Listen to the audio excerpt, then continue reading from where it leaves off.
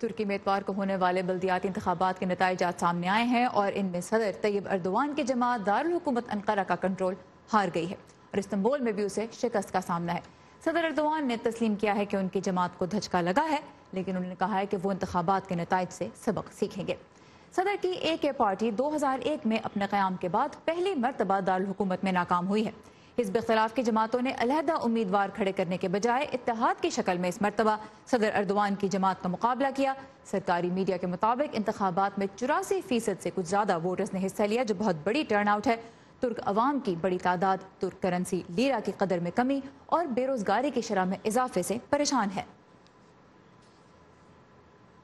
اس وقت ہم بات کریں گے وائس آف امریکہ کے نمائندہ ڈورین جونز سے، جو استنبول سے ہمارے ساتھ ہیں۔ ڈورین، thank you very much for joining us. So, President Erdogan was not on the ballot, but he campaigned a lot in the last 2 months. It was very hard, a job that he did consistently. But what went wrong for him then? Well, it's the economy.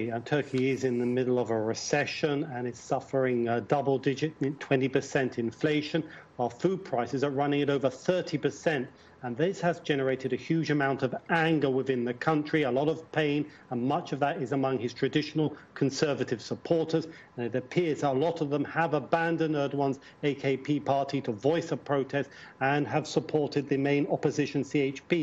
Another key factor is that Turkey's pro-Kurdish HDP party called on its supporters outside of Turkey's predominantly Kurdish southeast to back the opposition. Now, given the fact that the victory of the opposition in Istanbul and Ankara and other key cities was by a very small margin, it's believed that this Kurdish vote was also a key factor why Erdogan's AKP lost in these key cities, in particular in Istanbul. All right. So دو بڑی وجوہات نظر آتی ہیں صدر اردوان کی party کو جو انتخابات میں دھچکا لگا اس کی۔ ایک بات تو وہی جس طرح ہم نے بھی ذکر کیا، معیشت کا بحران ہے۔ ڈورین جونز نے بتایا کہ خوراک کی قیمتیں بہت بڑھ چکی ہیں اور انفلیشن بہت زیادہ ہے، ڈبل ڈیجٹس میں ہے، 20% سے زیادہ ہے، جس کی وجہ سے لوگ بہت ناراض ہیں اور خاص طور پہ صدر اردوان کی اپنی بیس جو عام طور پہ قدامت پسند ووٹرز ہیں وہ بھی اس وقت بہت پریشان ہیں معیشت کی صورتحال سے۔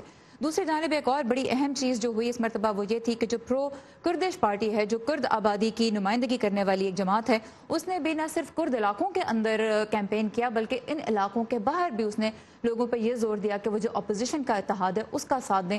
تو اس مرتبہ ترکی میں رہنے والے کرد عوام کا جو ووٹ تھا وہ بھی اس نے بہت اہم کردار ادا کیا۔ جو نتائج ہم آج دیکھ رہے ہیں ان میں بہت اہم کردار تھا ان کا۔ Dorian, let us know, President Erdogan he's still the president and he has a lot of power. So how much control will the opposition get after these results? We'll have to realize that Erdogan does indeed have a lot of power, in fact, even more so following the passing of the referendum in 2017, which moved Turkey from a parliamentary to a presidential system.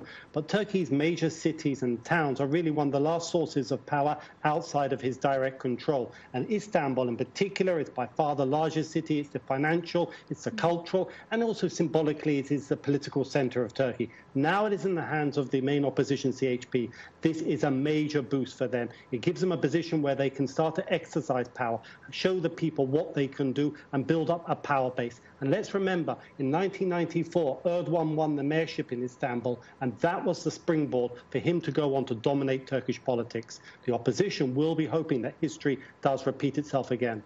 All right. So Dorian Jones نے بہت اہم نقطہ اٹھایا یہاں پہ کہ Istanbul اور جو دوسرے بڑے شہر ہیں وہ صدر اردوان کی جو بیس ہے اس کے باہر کا علاقہ ہے، وہ علاقہ ہیں جہاں پہ پہلے صدر اردوان کا بہت کنٹرول تھا، بہت سپورٹ تھی، اور اس مرتبہ وہ CHP جو اپوزیشن پارٹی ہے اس کے ہاتھ میں آ گئے ہیں یہ بڑے شہر۔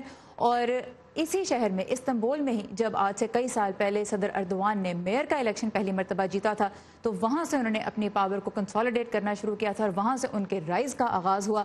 تو ایک سپرنگ بورڈ کے طور پہ ایک ایسی جگہ کے طور پہ اس کو دیکھا جاتا ہے جہاں سے پاور ملنے کے بعد صدر اردوان آگے آئے اور نیشنل سٹیج پہ آج وہ ہمیں کئی سالوں سے نظر آ رہے ہیں۔ تو اپوزیشن کو یہ امید ہے کہ جب ان کے ہاتھ میں انقرہ اور خاص طور پہ استنبول جیسے دو اہم شہر آ گئے ہیں تو اب یہاں سے جو سیاسی ایک چلی آ رہی ہے تاریخ ترکی کی اور خاص طور پہ صدر اردوان اور ان کی پارٹی کی، وہ بھی ممکن ہے کہ بدل سکے اپوزیشن جماعتیں ان اہم شہروں کا کنٹرول حاصل کرنے کے بعد۔ ڈورین Jones, thank you very much for giving us this update from Istanbul. You're welcome.